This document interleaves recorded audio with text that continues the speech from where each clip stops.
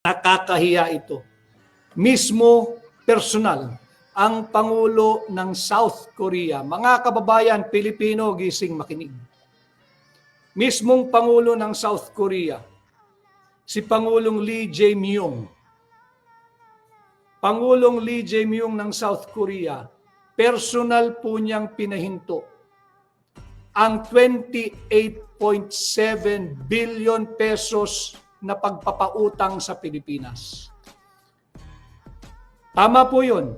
Pinatigil po ng Pangulo ng South Korea. An expression of gratitude is in order to the South Korean President Lee Jae-myung for personally halting or personally calling for his government to stop yung 28.7 billion na loan ng Pilipinas sa kanila.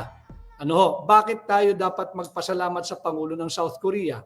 Sapagkat laudable at noble po yung kanyang naging dahilan.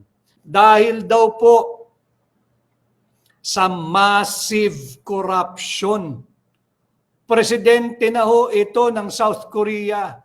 Pinahinto yung 28.7 billion loan dahil sa massive corruption and looting. Nakakahiya na po ang gobyernong ito. Wala nang kredibilidad pati sa mga international funder or international lenders.